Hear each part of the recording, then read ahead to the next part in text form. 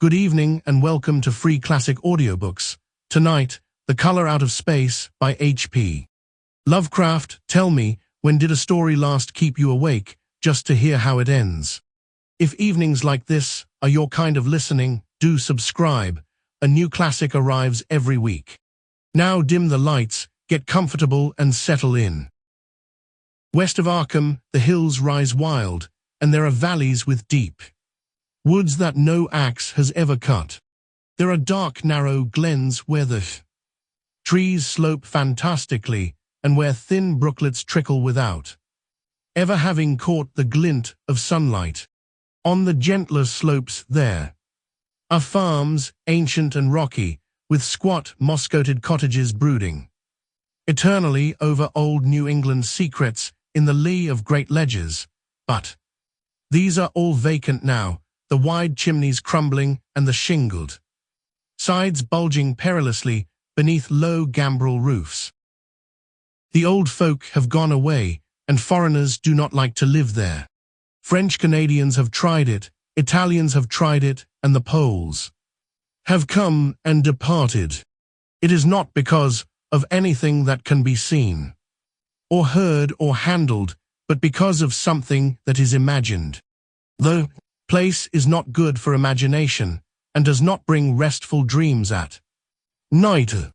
It must be this which keeps the foreigners away, for old Ammi Pierce has never told them of anything he recalls from the strange days. Ammi, whose head has been a little queer for years, is the only one who still remains, or who ever talks of the strange days, and he dares to do this because his house is so near the open fields and the traveled roads around Arkham. There was once a road over the hills and through the valleys that ran straight where the blasted heath is now, but people ceased to use it. And a new road was laid, curving far toward the south. Traces of the old one can still be found amidst the weeds of a returning wilderness, and some of them will doubtless linger even when half the hollows are flooded for the new reservoir. Then the dark woods will be cut down, and the blasted heath will slumber far below blue waters, whose surface will mirror the sky and ripple in the sun. And the secrets of the strain days will be one with the deep secrets, one with the hidden lore of old ocean and all the mystery of primal earth. When I went into the hills and vales to survey for the new reservoir, they told me the place was evil.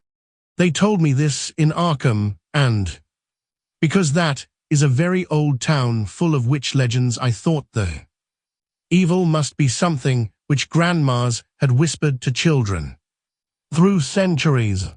The name Blasted Heath seemed to me very odd and theatrical, and I wondered how it had come into the folklore of a Puritan people. Then I saw that dark westward tangle of glens and slopes for myself, and ceased to wonder at anything besides its own elder mystery. It was morning when I saw it, but shadow lurked always there. The trees grew too thickly, and their trunks were too big for any healthy New England wood. There was too much silence in the dim alleys between them, and the floor was too soft with the dank moss and mattings of infinite years of decay. In the open spaces, mostly along the line of the old road, there were little hillside farms, sometimes with all the buildings standing, sometimes with only one or two, and sometimes with only a lone chimney or fast-filling cellar. Weeds and briars reigned, and furtive wild things rustled in the undergrowth. Upon everything was a haze of restlessness and oppression, a touch of the unreal and the grotesque, as if some vital element of perspective or chiaroscuro were awry. I did not wonder that the foreigners would not stay, for this was no region to sleep in. It was too much like a landscape of Salvator Rosa, too much like some forbidden woodcut in a tale of terror. But even all this was not so bad as the blasted heath. I knew it the moment I came upon it at the bottom of a spacious valley, for no other name could fit such thing, or any other thing fit such a name. It was as if the poet had coined the phrase from having seen this one particular region. It must, I thought as I viewed it, be the outcome of a fire, but why had nothing new ever grown over those 5 acres of grey desolation that sprawled open to the sky like a great spot eaten by acid in the woods and fields? It lay largely to the north of the ancient road line, but encroached a little on the other side. I felt an odd reluctance about approaching, and did so at last only because my business took me through and past it. There was no vegetation of any kind on that broad expanse, but only a fine grey dust or ash which no wind seemed ever to blow about. The trees near it were sickly and stunted, and many dead trunks stood or lay rotting at the rim. As I walked hurriedly by, I saw the tumbled bricks and stones of an old chimney and cellar on my right, and the yawning black maw of an abandoned well, whose stagnant vapors played strange tricks with the hues of the sunlight. Even the long, dark woodland climb beyond seemed welcome in contrast, and I marveled no more at the frightened whispers of Arkham people. There had been no house or ruin near. Even in the old days the place must have been lonely and remote. And at twilight, dreading to repass that ominous spot, I walked circuitously back to the town by the curving road on the south. I vaguely wished some clouds would gather, for an odd timidity about the deep sky voids above had crept into my soul. In the evening, I asked old people in Arkham about the blasted heath, and what was meant by that phrase strange days, which so many evasively muttered. I could not, however, get any good answers except that all the mystery was much more recent than I had dreamed. It was not a matter of old legendary at all, but something within the lifetime of those who spoke. It had happened in the 80s, and a family had disappeared or was killed.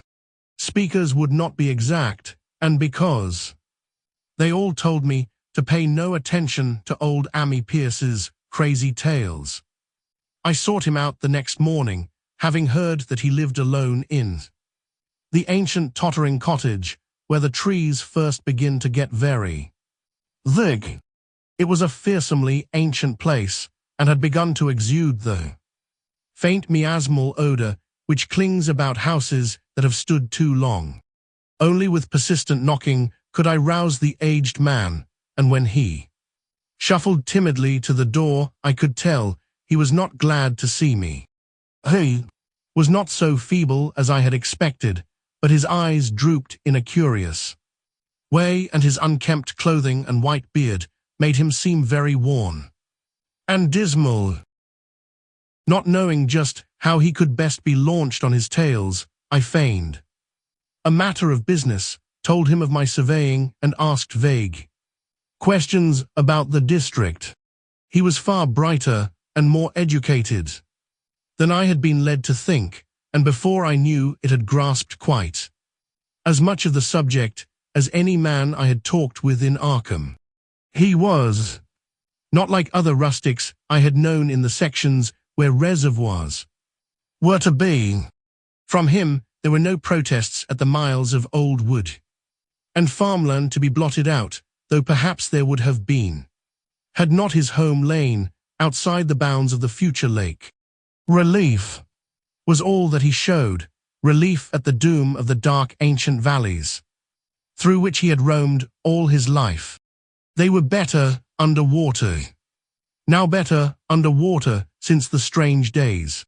And with this opening, his husky voice sank low, while his body leaned forward and his right forefinger began to point shakily and impressively. It was then that I heard the story, and as the rambling voice scraped and whispered on, I shivered again and again, despite the summer day. Often I had to recall the speaker from ramblings, piece out scientific points which he knew only by a fading parrot memory of professors' talk, or bridge over gaps where his sense of logic and continuity broke down. When he was done, I did not wonder that his mind had snapped a trifle, or that the folk of Arkham would not speak much of the blasted heath.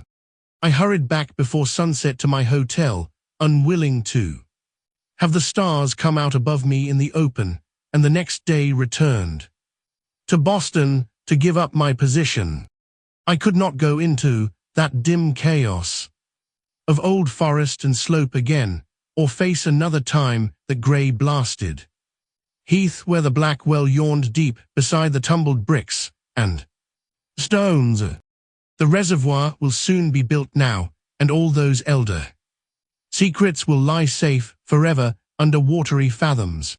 But even then, I do not believe I would like to visit that country by night, at least not when the sinister stars are out, and nothing could bribe me to drink the new city water of Arkham.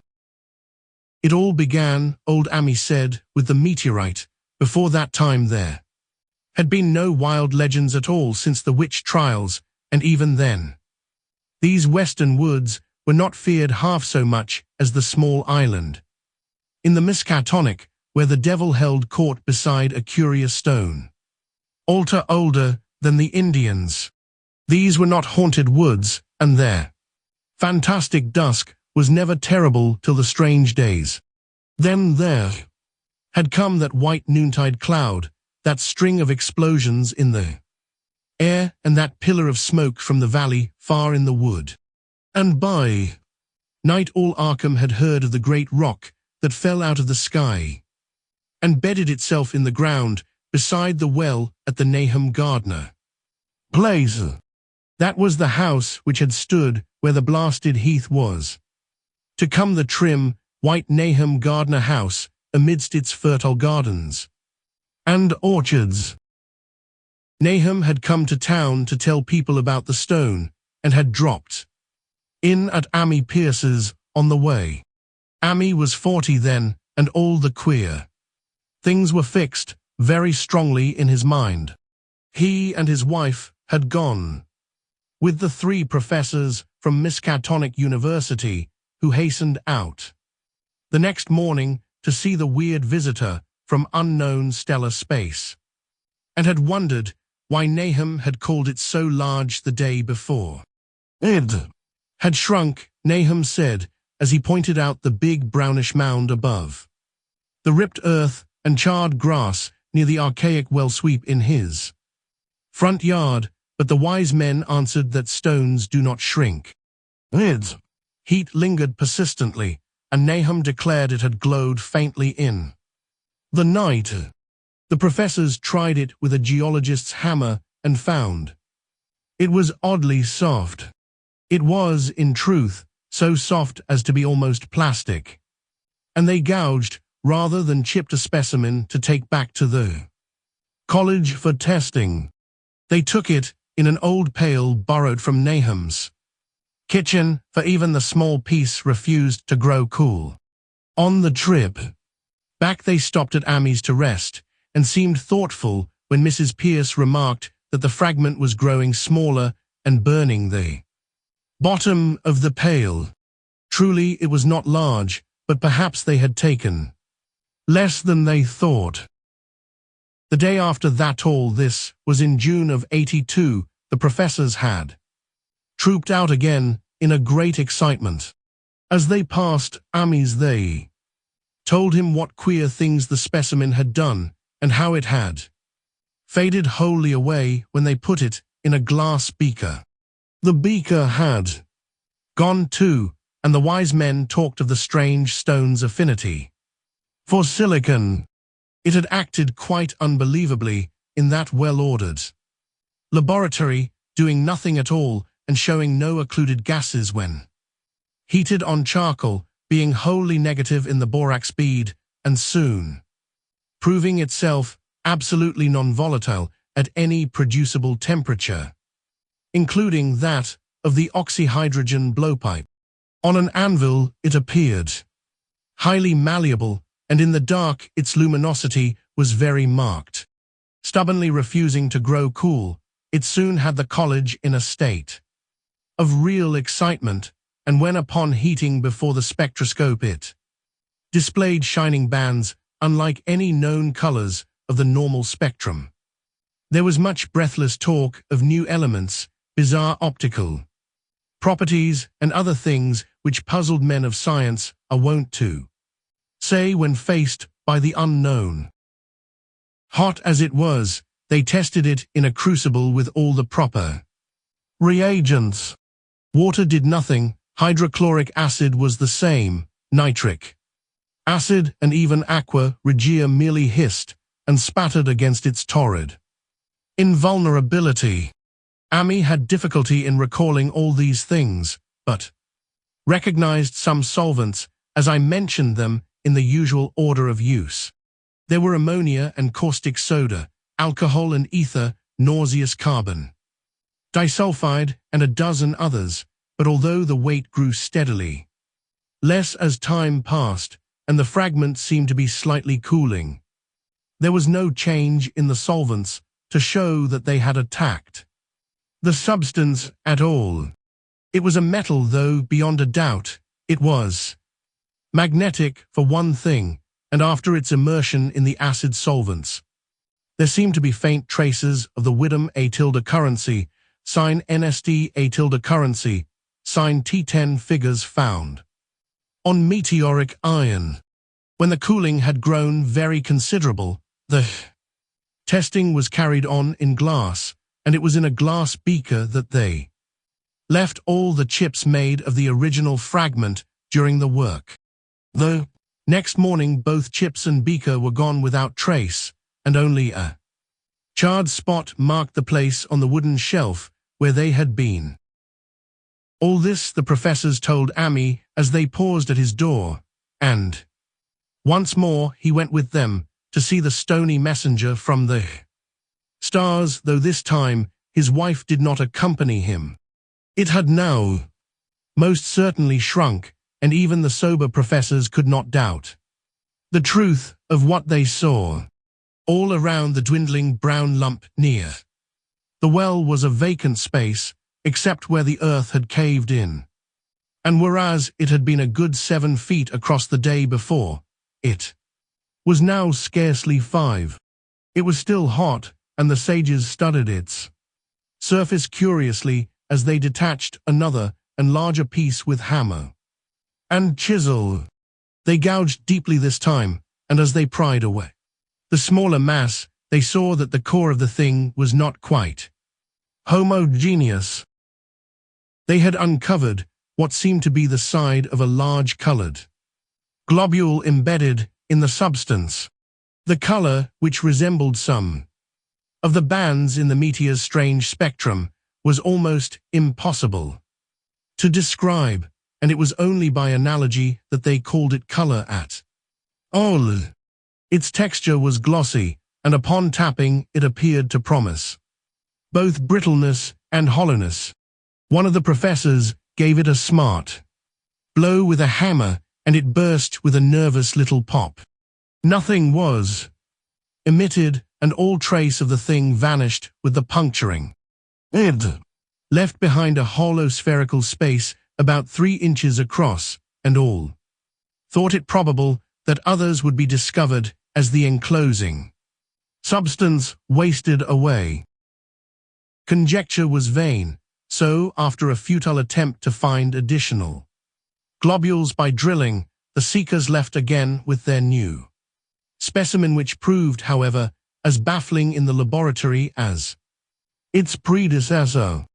Aside from being almost plastic, having heat, magnetism, and slight luminosity, cooling slightly in powerful acids, possessing an unknown spectrum, wasting away in air, and attacking silicon compounds with mutual destruction as a result, it presented no identifying features whatsoever, and at the end of the tests, the college scientists were forced to own that they could not place it.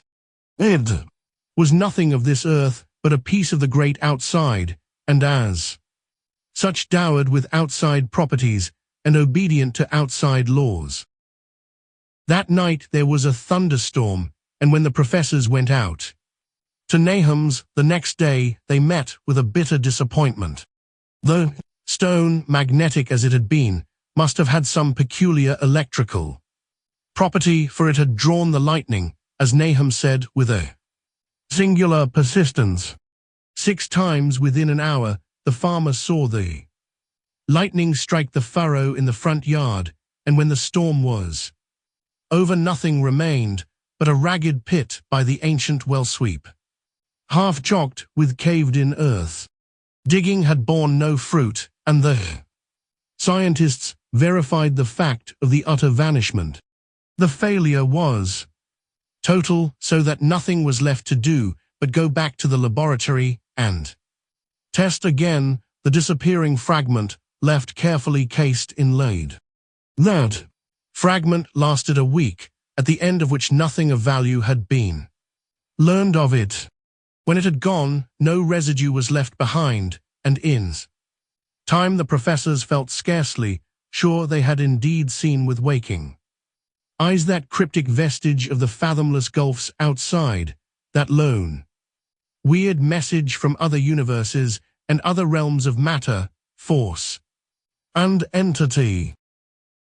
As was natural, the Arkham papers made much of the incident with its collegiate sponsoring, and sent reporters to talk with Nahum Gardner and his family.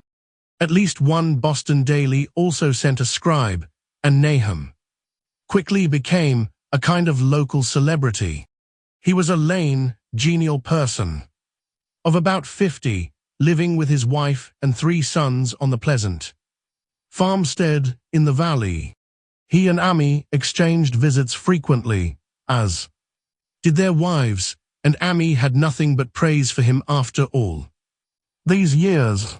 He seemed slightly proud of the notice his place had attracted, and talked often of the meteorite in the succeeding weeks. That July and August were hot, and Nahum worked hard at his haying in the 10-acre pasture across Chapman's Brook, his rattling wain wearing deep ruts in the shadowy lanes between. The labor tired him more than it had in other years, and he felt that age was beginning to tell on him. Then fell the time of fruit and harvest. The pears and apples slowly ripened, and Nahum vowed that his orchards were prospering as never before. The fruit was growing to phenomenal size and unwonted gloss, and in such abundance that extra barrels were ordered to handle the future crop. But with the ripening came sore disappointment, for of all that gorgeous array of specious lusciousness, not one single jot was fit to eat. Into the fine flavor of the pears and apples had crept a stealthy bitterness and sickishness, so that even the smallest of bites induced a lasting disgust. It was the same with the melons and tomatoes, and Nahum sadly saw that his entire crop was lost. Quick to connect events, he declared that the meteorite had poisoned the soil, and thanked heaven that most of the other crops were in the upland lot along the road. Winter came early and was very cold. Amy saw Nahum less often than usual and observed that he had begun to look worried. The rest of his family, too, seemed to have grown taciturn and were far from steady in their church-going or their attendance at the various social events of the countryside. For this reserve or melancholy no cause could be found, though all the household confessed now and then to poorer health and a feeling of vague disquiet. Nahum himself gave the most definite statement of anyone when he said he was disturbed about certain footprints in the snow. They were the usual winter prints of red squirrels, white rabbits, and foxes, but the brooding farmer professed to see something not quite right about their nature and arrangement. He was never specific, but appeared to think that they were not as characteristic of the anatomy and habits of squirrels and rabbits, and foxes as they ought to be. Amy listened without interest to this talk, until one night when he drove past Nahum's house in his sleigh on the way back from Clark's Corners. There had been a moon, and a rabbit had run across the road, and the leaps of that rabbit were longer than either Amy or his horse liked. The latter, indeed, had almost run away when brought up by a firm rein. Thereafter Amy gave Nahum's tales more respect and wondered why the gardener dogs seemed so cowed and quivering every morning. They had, it developed, nearly lost the spirit to bark. In February, the McGregor boys from Meadow Hill were out shooting woodchucks, and not far from the Gardner place bagged a very peculiar specimen. The proportions of its body seemed slightly altered in a queer way impossible to describe, while its face had taken on an expression which no one ever saw in a woodchuck before. The boys were genuinely frightened and threw the thing away at once, so that only their grotesque tales of it ever reached the people of the countryside. But the shying of horses near Nahum's house had now become an acknowledged thing, and all the basis for a cycle of whispered legend was fast taking form. People vowed that the snow melted faster around Nahum's than it did anywhere else, and early in March there was an odd discussion. Potter's General Store at Clark's Corners.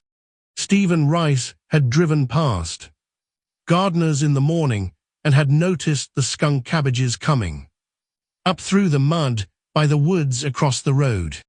Never were things of such size seen before, and they held strange colors that could not be put into any words. Their shapes were monstrous, and the horse had snorted at an odor which struck Stephen as wholly unprecedented. That afternoon several persons drove past to see the abnormal growth, and all agreed that plants of that kind ought never to sprout in a healthy world. The bad fruit of the fall before was freely mentioned, and it went from mouth to mouth that there was poison in Nahum's ground. Of course it was the meteorite, and remembering how strange the men from the college had found that stone to be, several farmers spoke about the matter to them. One day they paid Nahum a visit, but having no love of wild tales and folklore were very conservative in what they inferred. The plants were certainly odd, but all skunk cabbages are more or less odd in shape and hue. Perhaps some mineral element from the stone had entered the soil, but it would soon be washed away. And as for the footprints and frightened horses, of course, this was mere country talk, which such a phenomenon as the aerolite would be certain to start. There was really nothing for serious men to do in cases of wild gossip, for superstitious rustics will say and believe anything.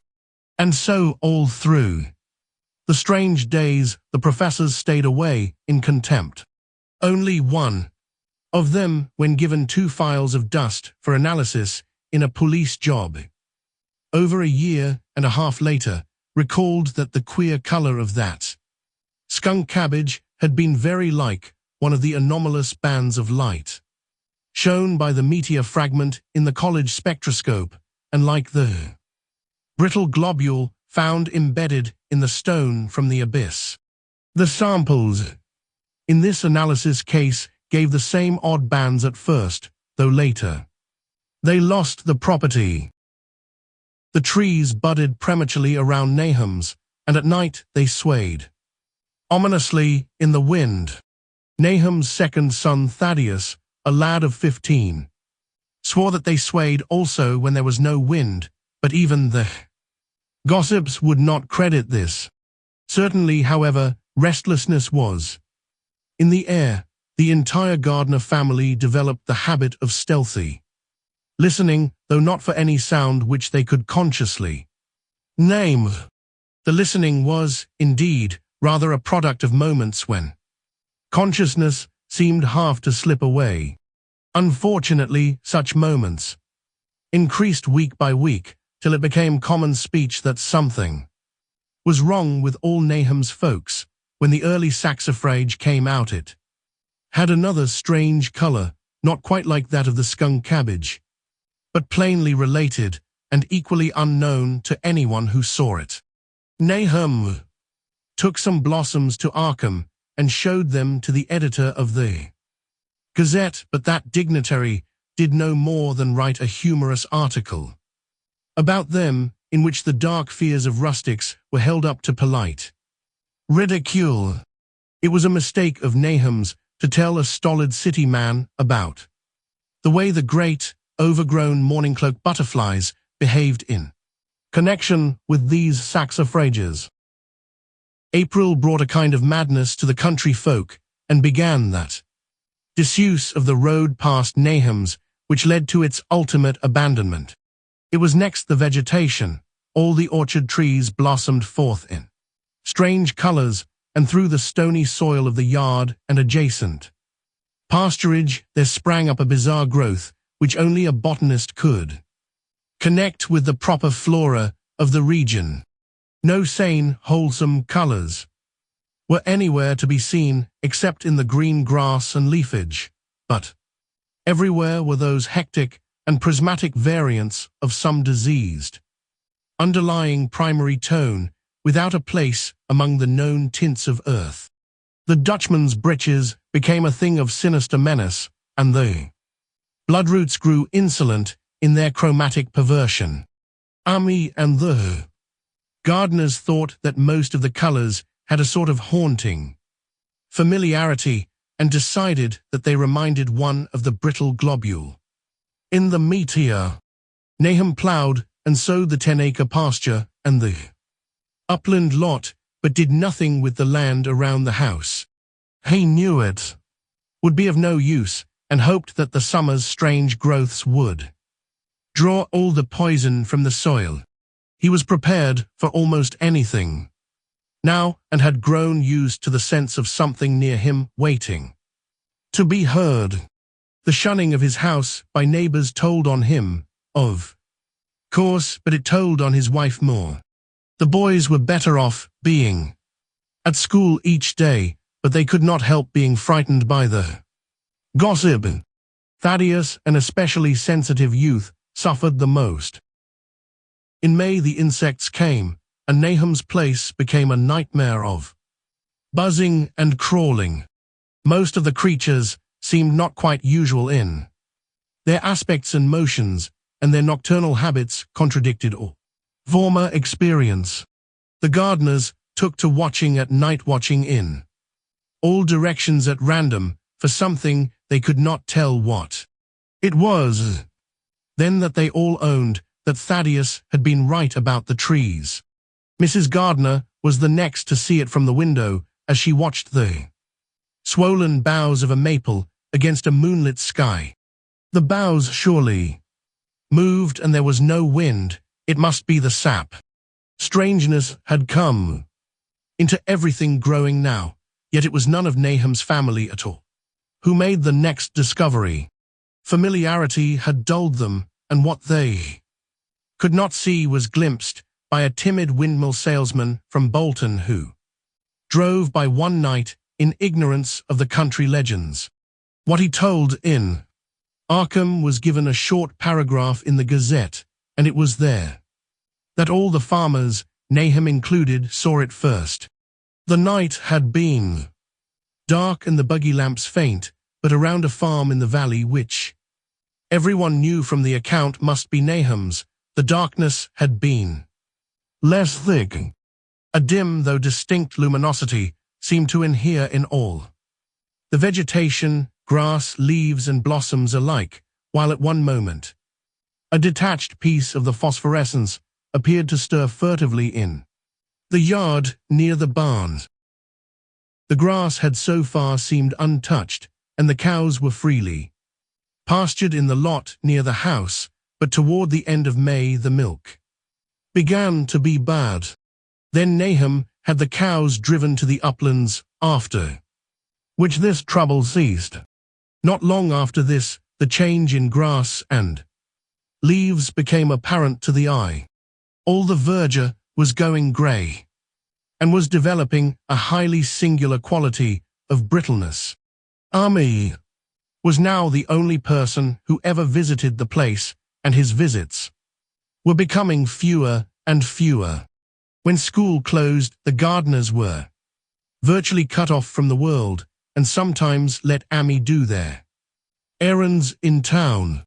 They were failing curiously, both physically and mentally, and no one was surprised when the news of Mrs. Gardner's madness stole around. It happened in June, about the anniversary of the meteor's fall, and the poor woman screamed about things in the air which she could not describe. In her raving, there was not a single specific noun, but only verbs and pronouns. Things moved and changed and fluttered, and ears tingled to impulses which were not wholly sounds. Something was taken away. She was being drained of something. Something was fastening itself on her that ought not to be. Someone must make it keep off. Nothing was ever still in the night. The walls and windows shifted. Nahum did not send her to the county asylum, but let her wander about the house as long as she was harmless to herself and others. Even when her expression changed, he did nothing, but when the boys grew afraid of her, and Thaddeus nearly fainted at the way she made faces at him, he decided to keep her locked in the attic. By July, she had ceased to speak and crawled on all fours, and before that month was over, Nahum got the mad notion that she was slightly luminous in the dark, as he now clearly saw was the case with the nearby vegetation. It was a little before this that the horses had stampeded. Something had aroused them in the night, and their neighing and kicking in their stalls had been terrible.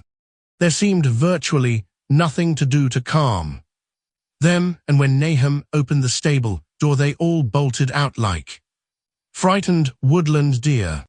It took a week to track all four, and when found, they were seen to be quite useless and unmanageable.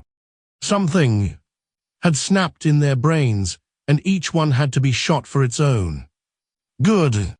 Nahum borrowed a horse from Ami for his haying, but found it would not approach the barn. It shied, balked, and whinnied, and in the end he could do nothing but drive it into the yard, while the men used their own strength to get the heavy wagon near enough the hayloft for convenient pitching. And all the while, the vegetation was turning grey and brittle. Even the flowers, whose hues had been so strained, were greying now, and the fruit was coming out grey and dwarfed and tasteless. The asters and goldenrod bloomed grey and distorted, and the roses and zinnias and hollyhocks in the front yard were such blasphemous-looking things that Nahum's oldest boy Zenas cut them down. The strangely puffed insects died about that time, even the bees that had left their hives and taken to the woods. By September, all the vegetation was fast crumbling to a greyish powder, and Nahum feared that the trees would die before the poison was out of the soil. His wife now had spells of terrific screaming, and he and the boys were in a constant state of nervous tension. They shunned people now, and when school opened, the boys did not go. But it was Ami, on one of his rare visits, who first realized that the well water was no longer good. It had an evil taste that was not exactly fetid nor exactly salty, and Ami advised his friend to dig another well on higher ground to use till the soil was good again. Nahum's, however, ignored the warning, for he had by that time become callous to strange and unpleasant things. He and the boys continued to use the tainted supply, drinking it as listlessly and mechanically as they ate their meager and ill-cooked meals and did their thankless and monotonous chores through the aimless days. There was something of stolid resignation about them all, as if they walked half in another world between lines of nameless guards to a certain and familiar doom. Thaddeus went mad in September after a visit to the well. He had gone with a pail and had come back empty-handed, shrieking and waving his arms and sometimes lapsing into an inane titter or a whisper about the moving colors down there. 2 in one family was pretty bad. But Nahum was very brave about it. He let the boy run about for a week until he began stumbling and hurting himself, and then he shut him in an attic room across the hall from his mother's. The way they screamed at each other from behind their locked doors was very terrible, especially to little Merwin, who fancied they talked in some terrible language that was not of earth. Merwin was getting frightfully imaginative, and his restlessness was worse after the shutting away of the brother who had been his greatest playmate. Almost at the same time, the mortality among the livestock commenced. Poultry turned greyish and died very quickly, their meat being found dry and noisome upon cutting. Hogs grew inordinately fat, then suddenly began to undergo loathsome changes which no one could explain. Their meat was of course useless, and Nahum was at his wits' end. No rural veterinary would approach his place, and the city veterinary from Arkham was openly baffled. The swine began growing grey and brittle, and falling to pieces before they died, and their eyes and muzzles developed singular alterations. It was very inexplicable, for they had never been fed from the tainted vegetation. Then something struck the cows, certain areas, or sometimes the whole body would be uncannily shriveled or compressed, and atrocious collapses or disintegrations were common. In the last stages, and death was always the result. There would be a greying and turning brittle like that which beset the hogs. There could be no question of poison, for all the cases occurred in a locked and undisturbed barn. No bites of prowling things could have brought the virus, for what live beast of earth can pass through solid obstacles? It must be only natural disease, yet what disease could wreak such results was beyond any mind's guessing. When the harvest came, there was not an animal surviving on the place, for the stock and poultry were dead, and the dogs had run away. These dogs, 3 in number, had all vanished one night and were never heard of again. The 5 cats had left some time before, but their going was scarcely noticed, since there now seemed to be no mice, and only Mrs. Gardner had made pets of the graceful felines. On the 19th of October, Nahum staggered into Amy's house with hideous news. The death had come to poor Thaddeus in his attic room, and it had come in a way which could not be told. Nahum had dug a grave in the railed family plot behind the farm, and had put therein what he found. There could have been nothing from outside, for the small barred window and locked door were intact, but it was much as it had been in the barns. Amy and his wife consoled the stricken man as best they could, but shuddered as they did so. Stark terror seemed to cling round the gardeners and all they touched, and the very presence of one in the house was a breath from regions unnamed and unnameable. Amy accompanied Nahum home with the greatest reluctance, and did what he might to calm the hysterical sobbing of little Merwin. Zenas needed no calming. He had come of late to do nothing but stare into space and obey what his father told him, and Amy thought that his fate was very merciful. Now and then, Merwin's screams were answered faintly from the attic, and in response to an inquiring look, Nahum said that his wife was getting very feeble. When night approached, Amy managed to get away, for not even friendship could make him stay in that spot when the faint glow of the vegetation began, and the trees may or may not have swayed without wind. It was really lucky for Amy that he was not more imaginative. Even as things were, his mind was bent ever so slightly. But had he been able to connect and reflect upon all the portents around him, he must inevitably have turned a total maniac. In the twilight he hastened home, the screams of the mad woman and the nervous child ringing horrible in his ears. 3 days later, Nahum burst into Amy's kitchen in the early morning, and in the absence of his host, stammered out a desperate tale once more while Mrs. Pierce listened in a clutching fright. It was little Merwin this time. He was gone. He had gone out late at night with a lantern and pail for water and had never come back. He'd been going to pieces for days and hardly knew what he was about. Screamed at everything. There had been a frantic shriek from the yard then, but before the father could get to the door, the boy was gone. There was no glow from the lantern he had taken, and of the child himself, no trace. At the time, Nahum thought the lantern and pail were gone too, but when dawn came, and the man had plodded back from his all-night search of the woods and fields, he had found some very curious things near the well.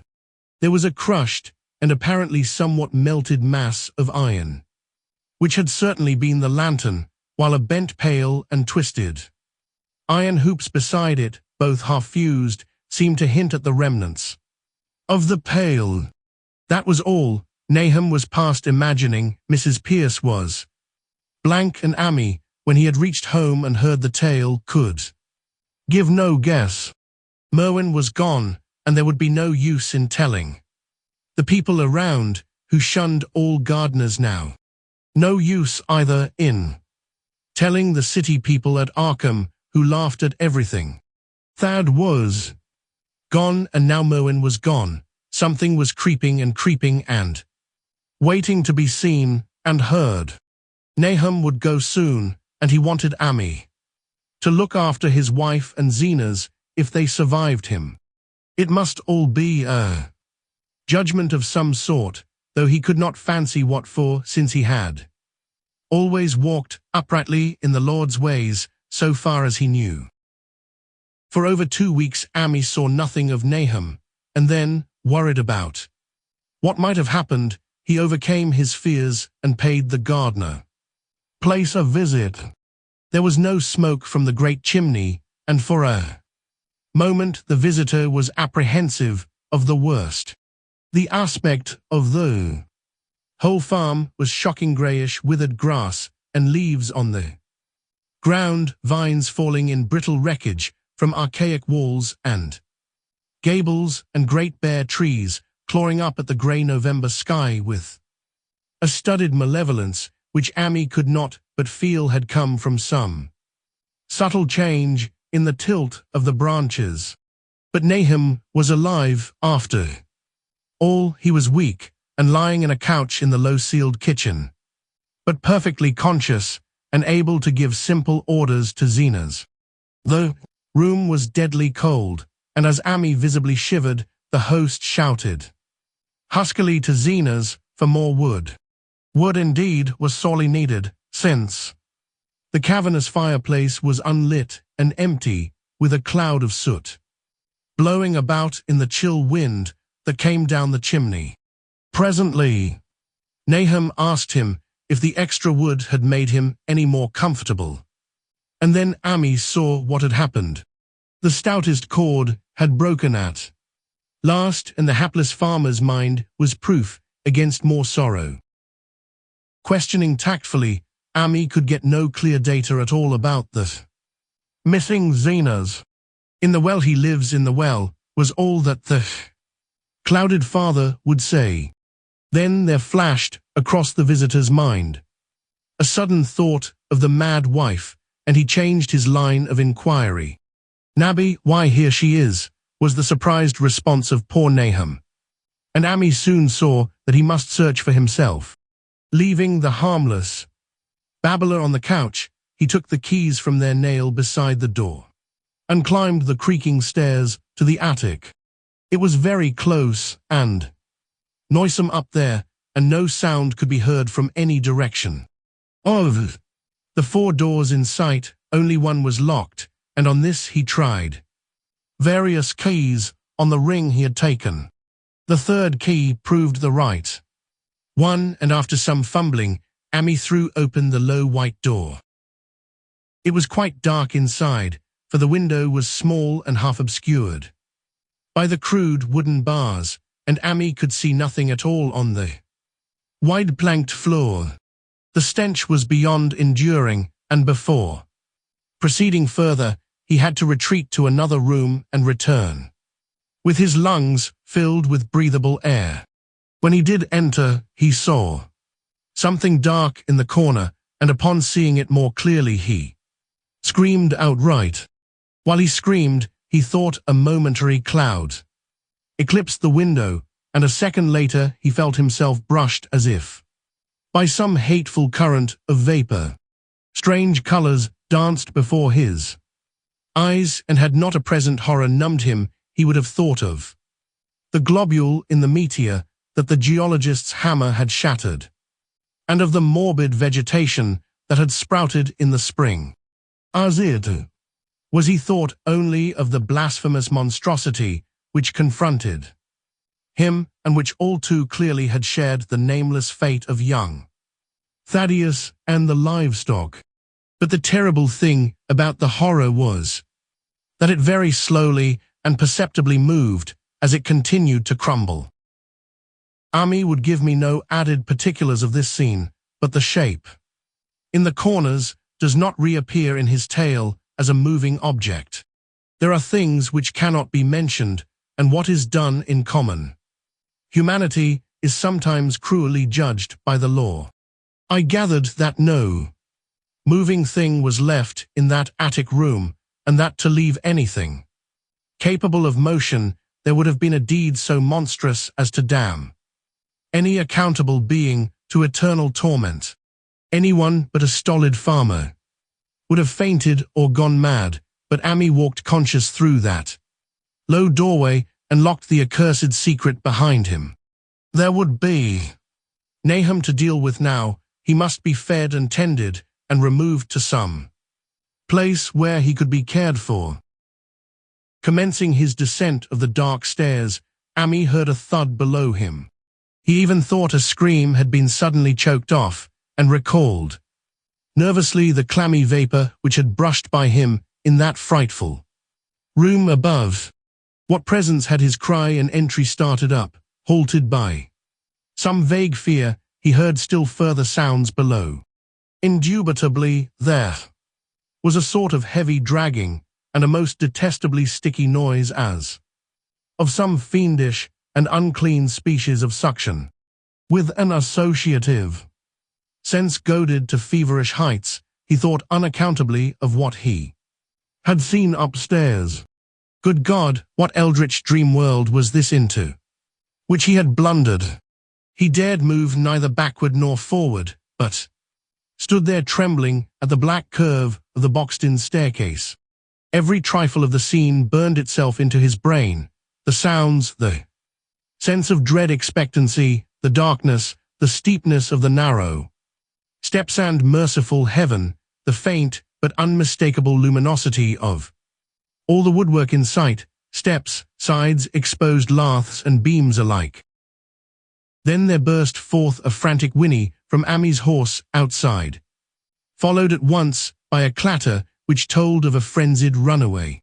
In another moment, horse and buggy had gone beyond earshot, leaving the frightened man on the dark stairs to guess what had sent them. But that was not all. There had been another sound out there. A sort of liquid. Splashwater. It must have been the well. He had left Hero untied near it, and a buggy wheel must have brushed the coping and knocked in a stone. And still the pale phosphorescence glowed in that detestably ancient woodwork. God, how old the house was, most of it built before 1700. A feeble scratching on the floor downstairs now sounded distinctly, and Ami's grip tightened on a heavy stick he had picked up in the attic. For some purpose. Slowly nerving himself, he finished his descent and walked boldly toward the kitchen. But he did not complete the walk, because what he sought was no longer there. It had come to meet him, and it was still alive after a fashion.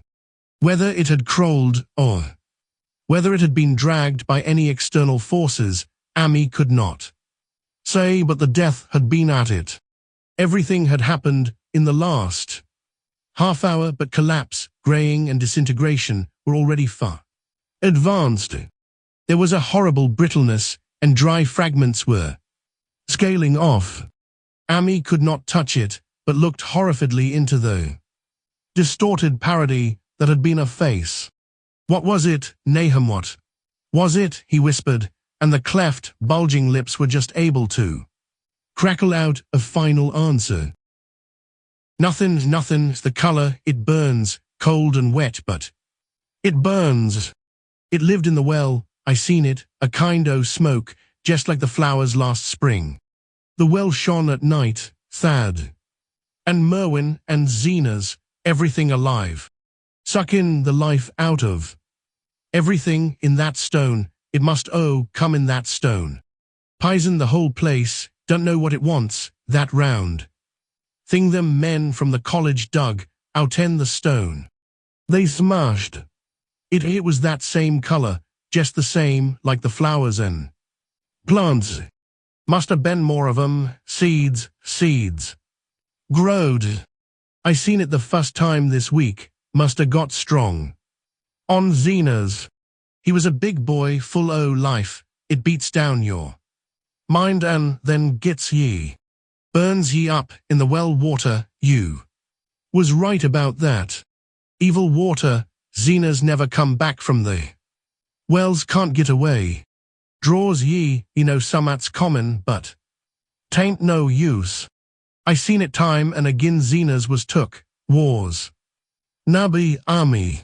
My head's no good. Don't know how long since I fed her. It'll get her if we ain't careful, just a color. Her face is gettin' to have that color sometimes towards night. And it burns and sucks. It come from some place war things ain't as they is here.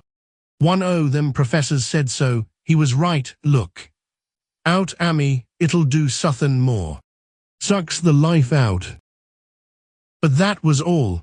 That which spoke could speak no more because it had completely caved in.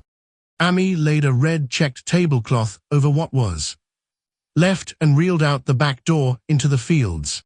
He climbed the slope to the 10-acre pasture and stumbled home by the north road and the woods. He could not pass that well from which his horses had run away. He had looked at it through the window and had seen that no stone was missing from the rim. Then the lurching buggy had not dislodged anything after all. The splash had been something else, something which went into the well after it had done with poor Nahum. When Ami reached his house, the horses and buggy had arrived before him and thrown his wife into fits of anxiety. Reassuring her without explanations, he set out at once for Arkham and notified the authorities that the Gardner family was no more. He indulged in no details, but merely told of the deaths of Nahum and Nabby, that of Thaddeus being already known, and mentioned that the cause seemed to be the same strange ailment which had killed the livestock. He also stated that Merwin and Zenas had disappeared. There was considerable questioning at the police station, and in the end, Amy was compelled to take 3 officers to the Gardner farm, together with the coroner, the medical examiner, and the veterinary who had treated the diseased animals. He went much against his will, for the afternoon was advancing, and he feared the fall of night over that accursed place, but it was some comfort to have so many people with him.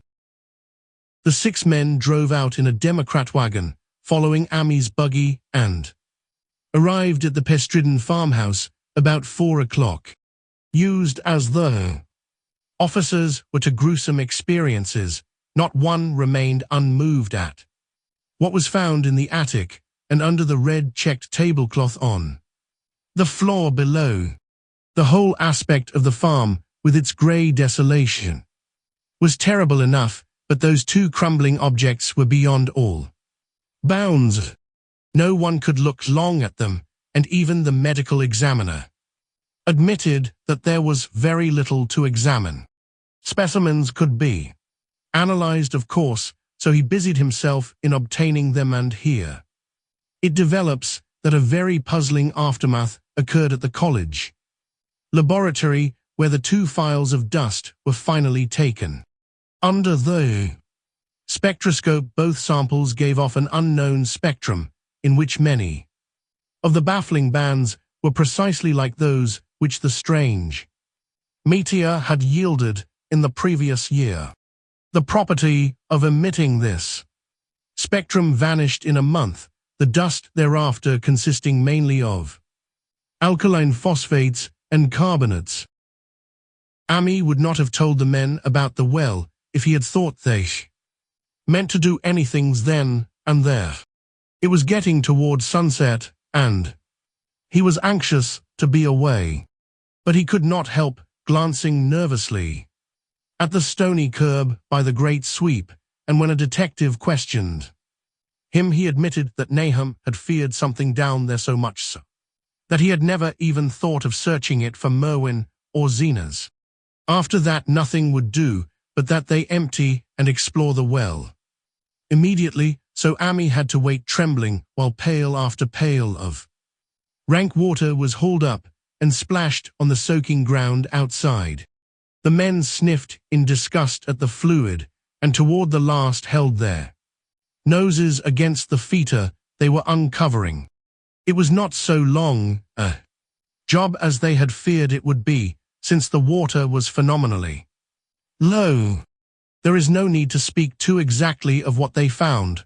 Merwin and Zenas were both there in part, though the vestiges were mainly skeletal.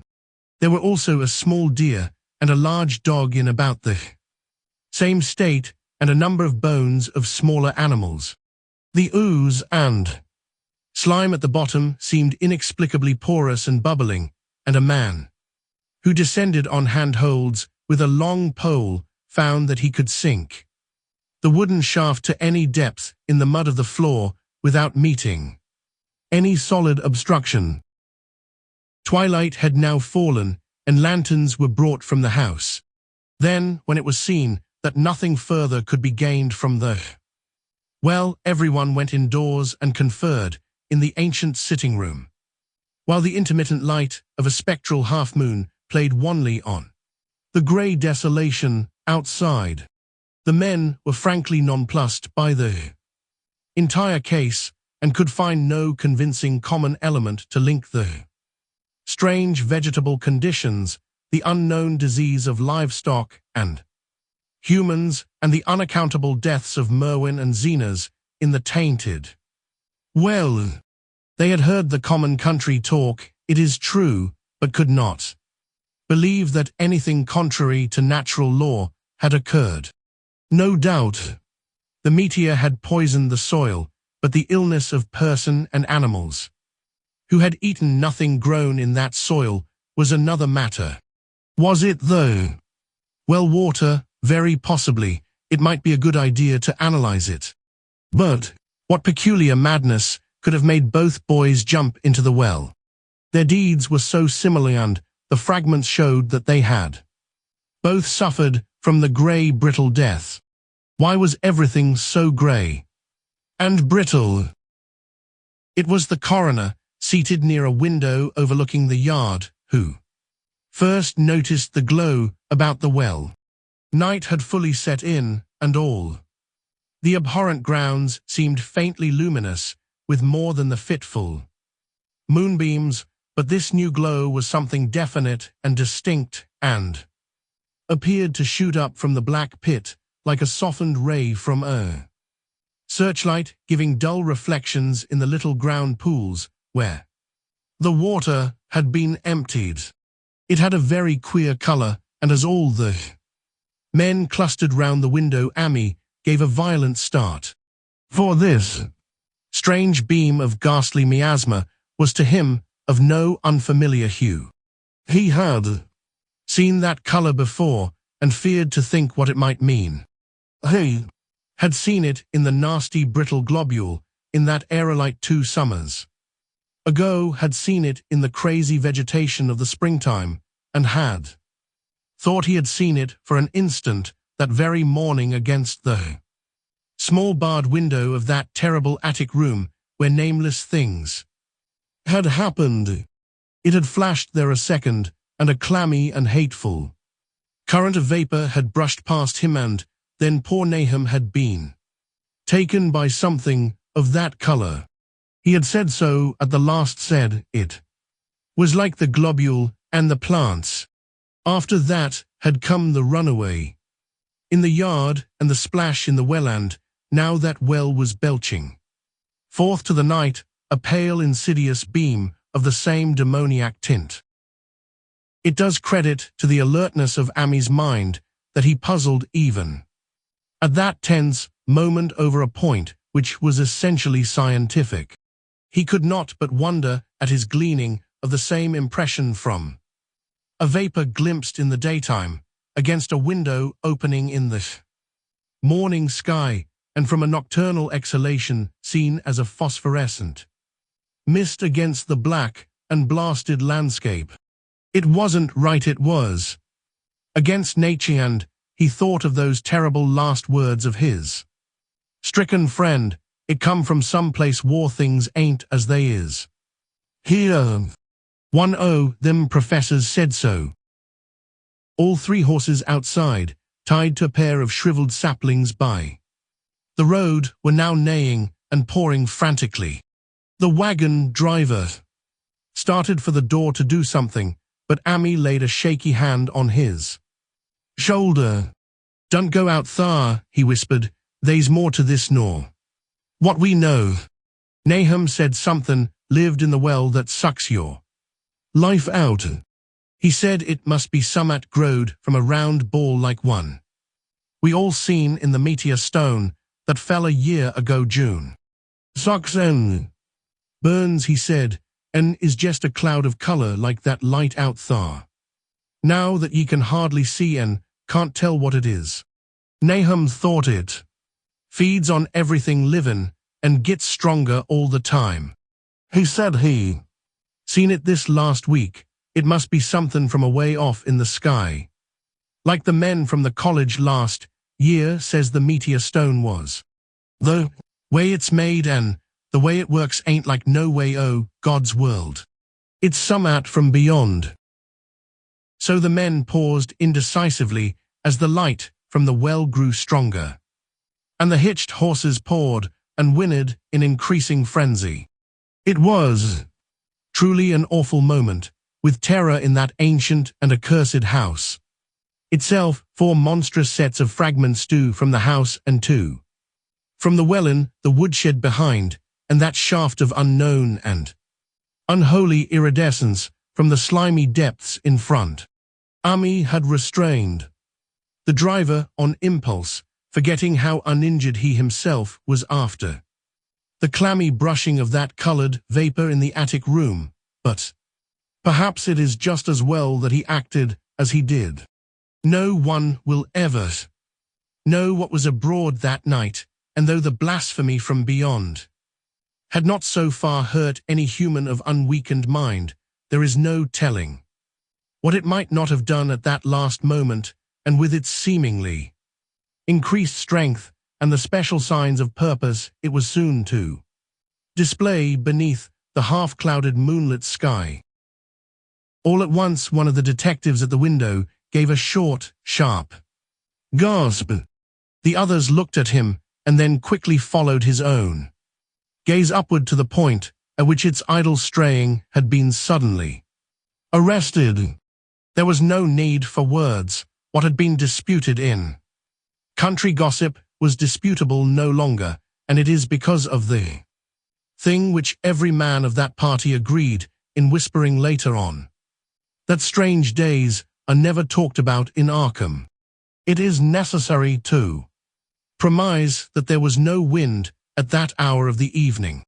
One did arise not long afterward, but there was absolutely none then. Even the dry tips of the lingering hedge mustard, grey and blighted, and the fringe on the roof of the standing Democrat wagon were unstirred. And yet amid that tense, godless calm, the high bare boughs of all the trees in the yard were moving. They were twitching morbidly and spasmodically, clawing in convulsive and epileptic madness at the moonlit clouds, scratching impotently in the noxious air as if jerked by some allied and bodiless line of linkage with subterrene horrors, writhing and struggling below the black roots.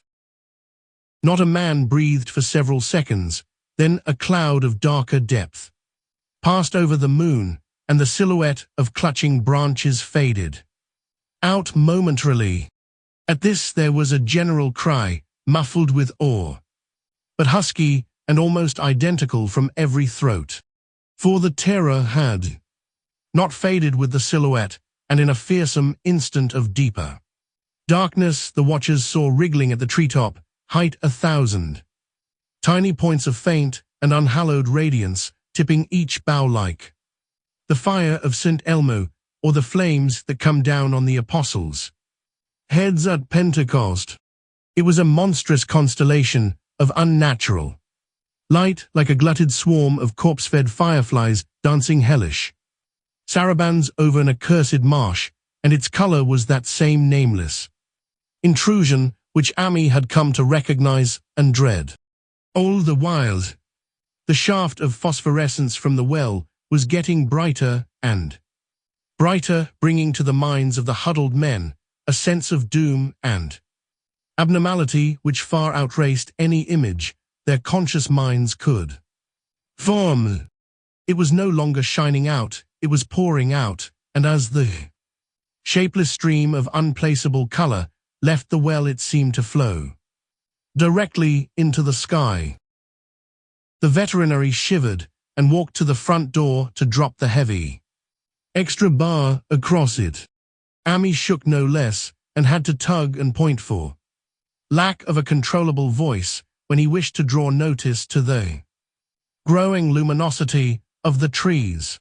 The neighing and stamping of the horses had become utterly frightful, but not a soul of that group in the old house would have ventured forth for any earthly reward. With the moments the shining of the trees increased, while their restless branches seemed to strain more and more toward verticality. The wood of the well sweep was shining now, and presently a policeman dumbly pointed to some wooden sheds and beehives near the stone wall on the west. They were commencing to shine too, though the tethered vehicles of the visitors seemed so far unaffected. Then there was a wild commotion and clopping in the road, and as Amy quenched the lamp for better seeing, they realized that the span of frantic greys had broken their sapling and run off with the Democrat wagon. The shock served to loosen several tongues, and embarrassed whispers were exchanged. "It spreads on everything organic that's been around here," muttered the medical examiner. No one replied, but the man who had been in the well gave a hint that his long pole must have stirred up something intangible. "It was awful," he added. "There was no bottom at all, just ooze and bubbles and the feeling of something lurking. Under there, Ami's horse still pawed and screamed deafeningly in the road outside and nearly drowned its owner's faint quaver as he mumbled his formless reflections. It come from that stone it growed. Down thar it got everything livin', it fed itself on mind and body. Thad and Merwin, Zenas and Nabby Nahum was the last they all drunk the water it got strung on 'em. It come from beyond, war things. Ain't like they be here now, it's goin' home.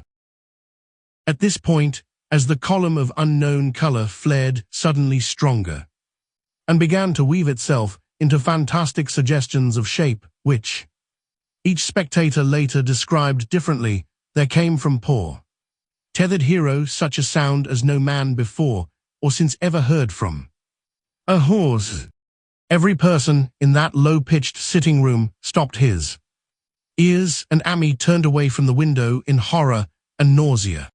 Words could not convey it. When Ami looked out again, the hapless beast lay huddled inert on the moonlit ground between the splintered shafts of the buggy. That was the last of Hero till they buried him next day, but the present was no time to mourn, for almost at this instant, Detective silently called attention to something terrible in the very room with them. In the absence of the lamplight, it was clear that a faint phosphorescence had begun to pervade the entire apartment. It glowed on the broad-planked floor where the rag carpet left it bare, and shimmered over the sashes of the small-paned windows. It ran up and down the exposed corner posts, coruscated about the shelf and mantel, and infected the very doors and furniture. Each minute saw it strengthen, and at last it was very plain that healthy living things must leave that house. Ami showed them the back door and the path up through the fields to the 10-acre pasture. They walked and stumbled as in a dream, and did not dare look back till they were far away on the high ground. They were glad of the path, for they could not have gone the front way by that well. It was bad enough passing the glowing barn and sheds, and those shining orchard trees with their gnarled, fiendish contours, but thank heaven the branches did their worst twisting high up. The moon went under some very black clouds as they crossed the rustic bridge over Chapman's Brook, and it was blind groping from there to the open meadows. When they looked back toward the valley and the distant Gardner place, at the bottom they saw a fearsome sight. All the farm was shining with the hideous, unknown blend of color, trees, buildings, and even such grass and herbage as had not been wholly changed to lethal gray brittleness.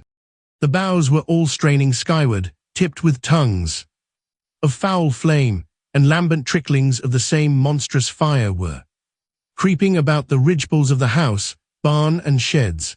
It was a scene from a vision of Fuseli, and over all the rest reigned that riot of luminous amorphousness, that alien and undimensioned rainbow of cryptic poison from the well-seething, feeling, lapping, reaching, scintillating, straining, and malignly bubbling in its cosmic and unrecognizable chromaticism.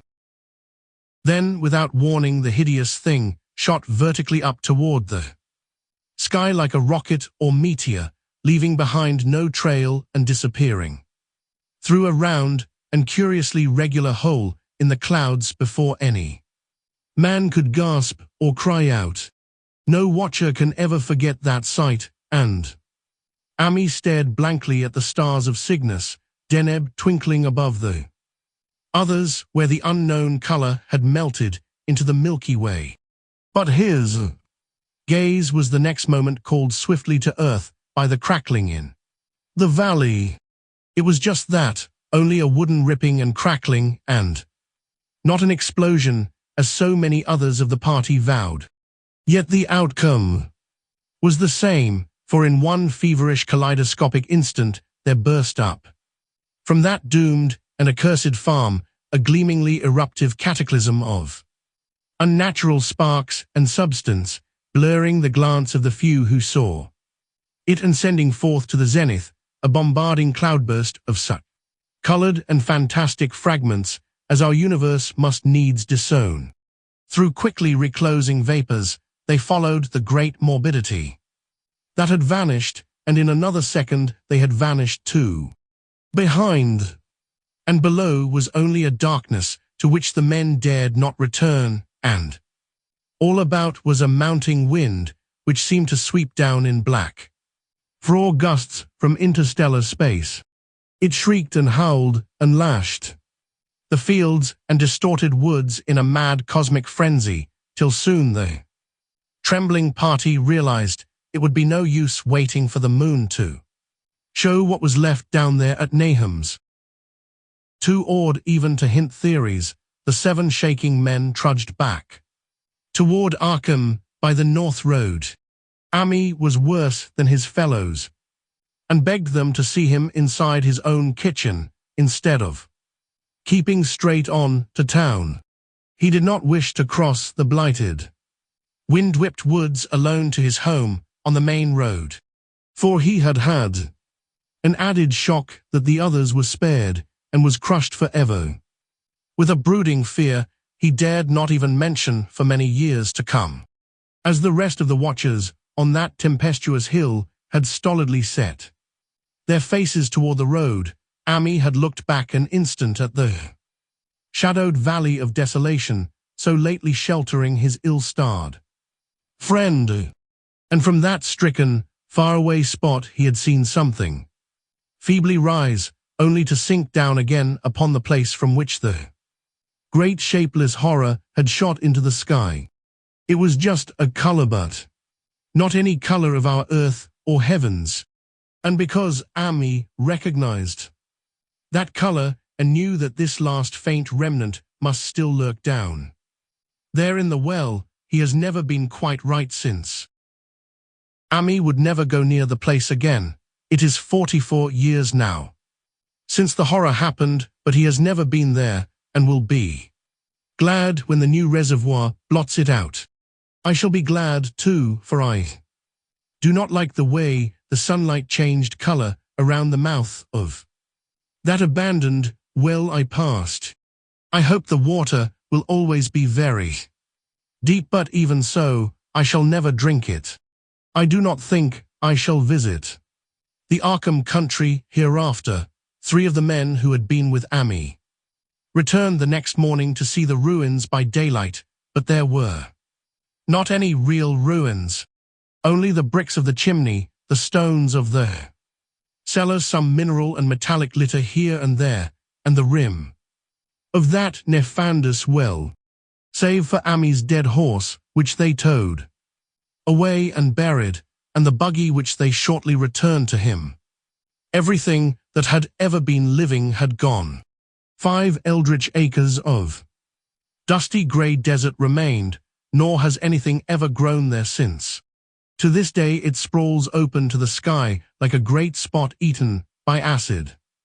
In the woods and fields, and the few who have ever dared glimpse it in spite of the rural tales have named it the blasted heath. The rural tales are queer. They might be even queerer if city men and college chemists could be interested enough to analyze the water from that disused well, or the grey dust that no wind seems ever to disperse. Botanists, too, ought to study the stunted flora on the borders of that spot, for they might shed light on the country notion that the blight is spreading little by little, perhaps an inch a year.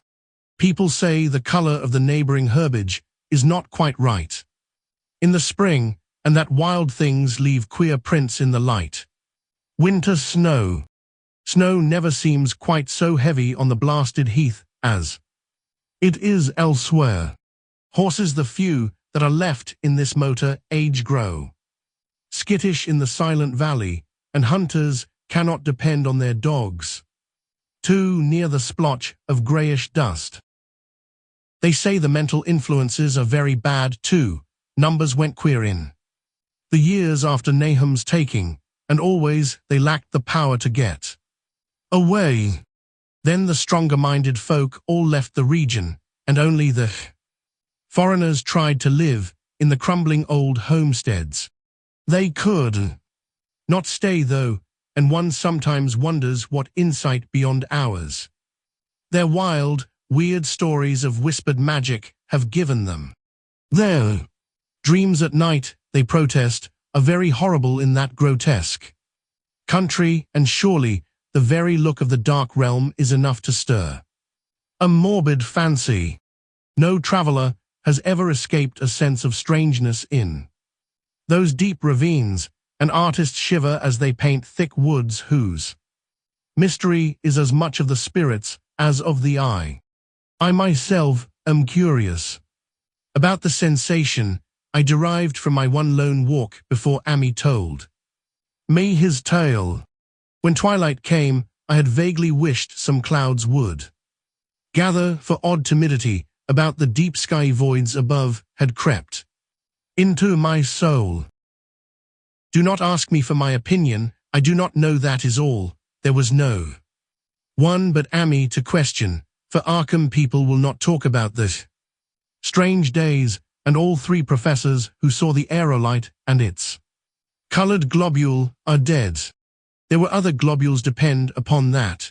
One must have fed itself and escaped, and probably there was another, which was too late.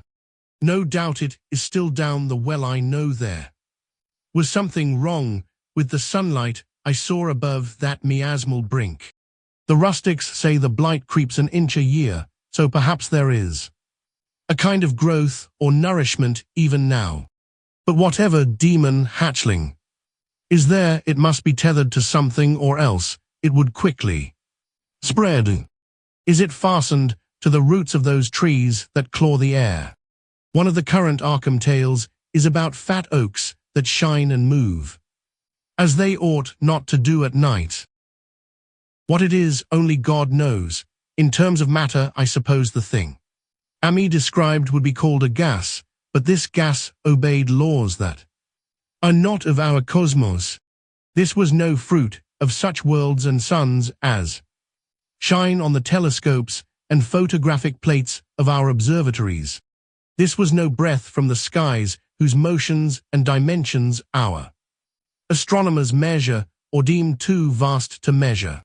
It was just a color out of space, a frightful messenger from unformed realms of infinity, beyond all nature as we know it, from realms whose mere existence stuns the brain and numbs us with the black extra-cosmic gulfs it throws open before our frenzied eyes.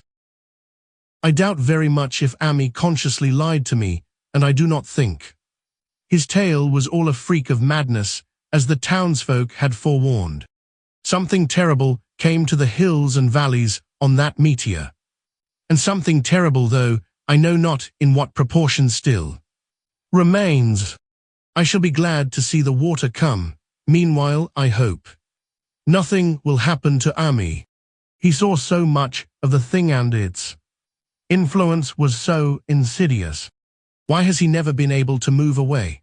How clearly he recalled those dying words of Nahum's, "Can't get away draws ye no summat's common, but tain't no use, Ami is such a good old man. When the reservoir gang gets to work, I must write the chief engineer to keep a sharp watch on him.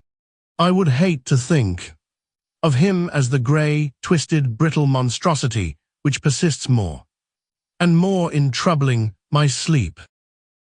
The end.